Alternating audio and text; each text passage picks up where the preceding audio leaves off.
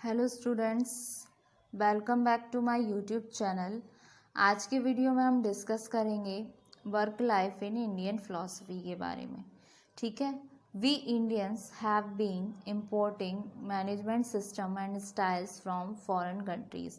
हम जो भारतीय हैं उन्होंने बहुत सारी मैनेजमेंट के सिस्टम्स स्टाइल्स लिए हुए हैं विदेशी कंपनियों से, फॉरेन कंट्रीज़ से। हमारा अपना कोई मतलब अब तक मैनेज नहीं हो पाया है, डेवलप नहीं हो पाया management styles.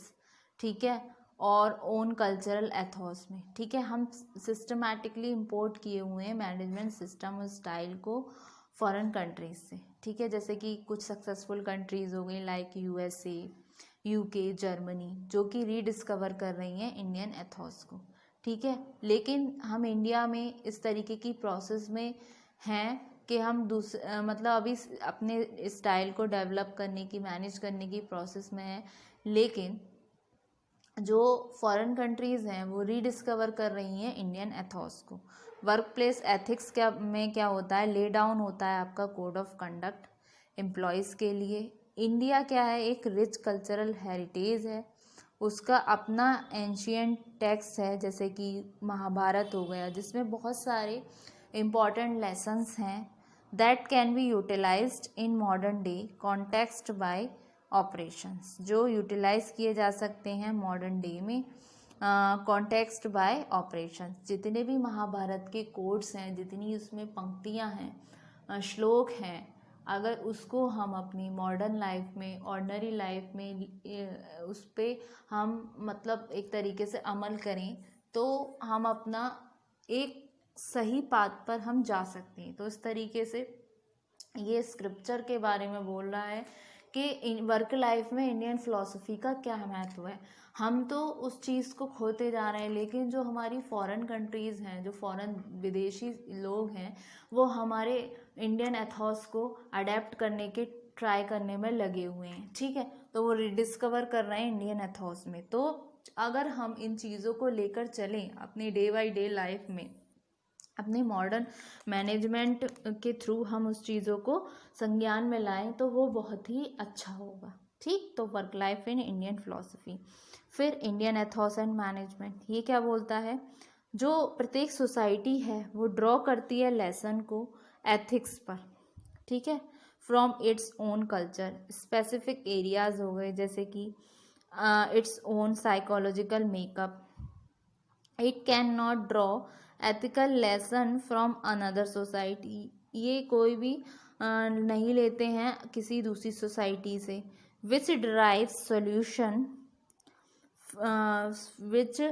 Solution from the rich and huge Indian system of ethics are known as Indian ethos in management. ठीक है।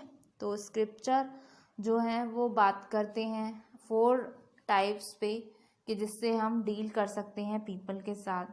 इसमें आता है पहला आपका साम, दाम, दंड, भेद। पहला हो गया आपका साम, यानी कि ट्रीट करना चाहिए एवरी पीपल को इक्वालिटी के हिसाब से, कोई कैसा भी भेद ना हो, उनमें जेंडर का भेद ना हो, मतलब हर मनुष्य को एक समान ट्रीट करना चाहिए। दूसरा आता है दाम। दाम में क्या आ गया, अगर वो कुछ गलती कर रहा है, कुछ ऐसा करता पाया गया जो कि अडेप्टेबल इन नेचर नहीं है, तो उसको दंड दिया जाए,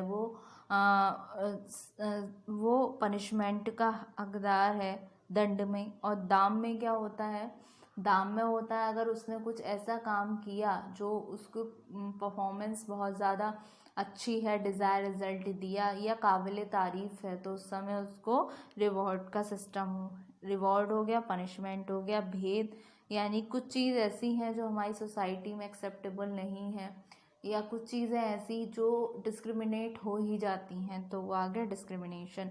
तो हमारे जो स्क्रिप्चर हैं वो इस ओर ध्यान देते हैं। तो इंडियन फिलॉसफी वर्क को बोलती है एक तरीके से वर्शिप, और कस्टमर क्या है, एक तरीके से भगवान है। तो इंडियन फिलॉसफी रिगार्ड्स वर्क है as worship and the customer as god himself.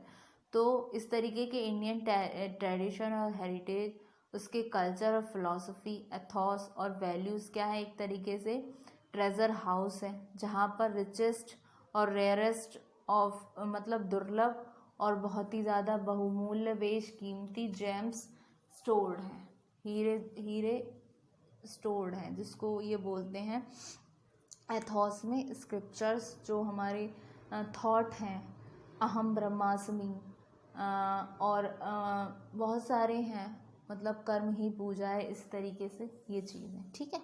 फिर आता है आप Indian Athos for work life. Indian Athos for work life क्या बोलता है? वर्क लाइफ और एथोस और वर्क एथोस रेफर करता है सर्टेन नॉर्म्स ऑफ बिहेवियर को जो गवर्निंग कर रहे हैं आपके कंडक्ट ऑफ वर्कर्स, जिसमें इन्वॉल्व होते हैं वर्कर में situations to achieve certain desired objectives. In other words में वर्क कल्चर क्या है? Is the involvement of a workman. Work culture में क्या है? इन्वॉल्वमेंट है किसी वर्कमैन का विद वर्क, जो degree of one involvement impact करता है उसकी परफॉर्मेंस को, जो देता है गिव हाई और लो प्रोडक्टिविटी, हाई और लो क्वालिटी। यानी कि जब वर्कर का इन्वॉल्वमेंट उसमें ज़्यादा होगा तो ऑब्वियस सी बात है उसकी प्रोडक्टिविटी भी हायर होगी और क्वालिटी भी अच्छी प्रोड्यूस होगी।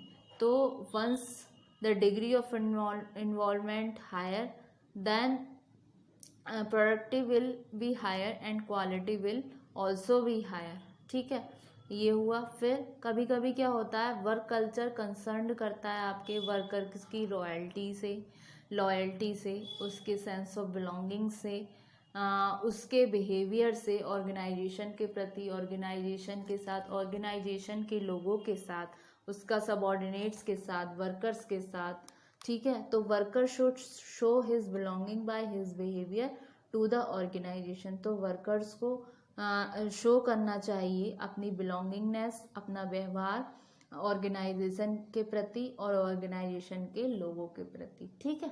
फिर work Athos at different level of management. इसमें क्या है, वर्क एथोस डिफरेंट होता है डिफरेंट लेवल्स पे, और इसको डिफाइन किया जा सकता है डिफरेंट लेवल में। दो आते हैं आपके, at the basic level, at the top level.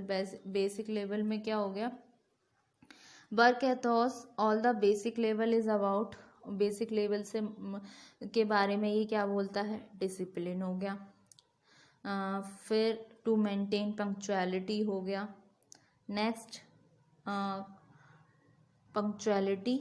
फिर आया आपका coming to work on time, अपने टाइम पर काम पर आना, और नॉट वेस्टिंग टाइम, और समय की बर्बादी ना करना, यानी कि, और फिर एक इसमें और ये भी आ सकते हैं, बिहेव करना प्रॉपरली अपने सुपीरियर, कलीग और सबऑर्डिनेट्स के साथ, डिग्निटी हो रिलेटिंग में आपके पीयर्स, सबऑर्डिनेट्स हैं उनके साथ, और चीज़ों को करें जो मॉरली गुड और सही हो, अच्छी और सही हो, अनएथिकल चीज़ों को ना करें, ठीक है। ये हुआ आपके बेसिक लेवल पे। अब आते हैं टॉप लेवल पे। टॉप लेवल में क्या हुआ, इस लेवल में क्या होता है, ये एक तरीके से कमिटमेंट और अकाउंटेबिलिटी है, जो फील कर रहा है रिस्पॉन्सिबिलिटी, जो भी टास्क असाइंड हो रहे हैं।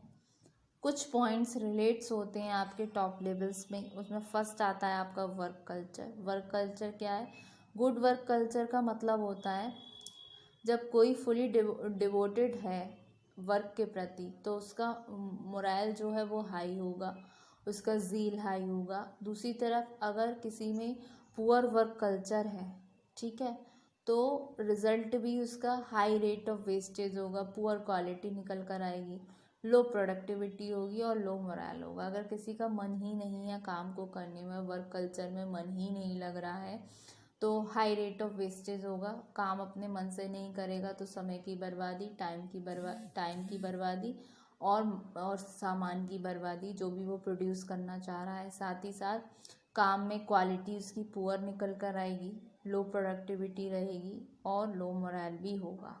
फिर लॉयल्टी क्या कह रही है, वर्क कल्चर कंसर्न होता है वर्कर की लॉयल्टी के साथ, सेंस ऑफ बिलोंगिंगनेस के साथ।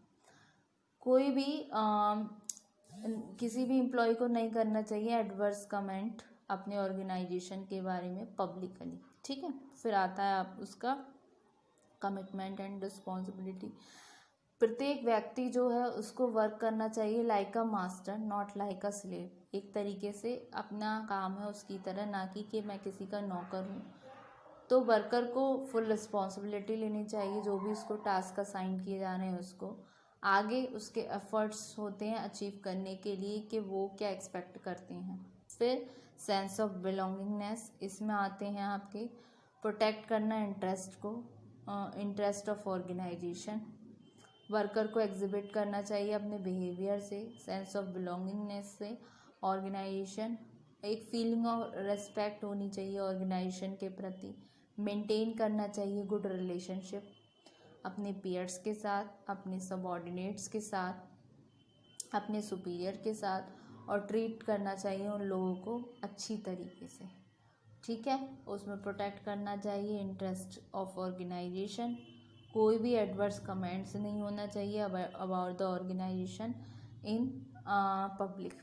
तो इस तरीके से वर्क लाइफ एथॉस और वर्क एथॉस रेफर करता है आपके सर्टेन नॉर्म्स ऑफ बिहेवियर को, जो गवर्न करते हैं आपके कंडक्ट ऑफ वर्कर्स को, जिसमें इन्वॉल्व होते हैं आपके वर्क सिचुएशन अचीव करने के लिए सर्टेन डिज़ायर्ड ऑब्जेक्टिव। दूसरे शब्दों में वर्क कल्चर क्या है, एक इन्वॉल्वमेंट है वर्कर्स का वर्क के साथ, जिसमें एक पर्सन की इन्वॉल्वमेंट इम्पैक्ट करती है उसके परफॉर्मेंस को, कि वो हाई जा रही है या लो प्रोडक्टिविटी कर रही है, या हाई या फिर लो क्वालिटी कर रही है। ठीक है, ये तो हुआ आपका Indian Ethos for work life. Hope so student, आज के वीडियो में आपको work life in Indian philosophy में ये सारे जो मेन हेड थे ये समझ आए होंगे।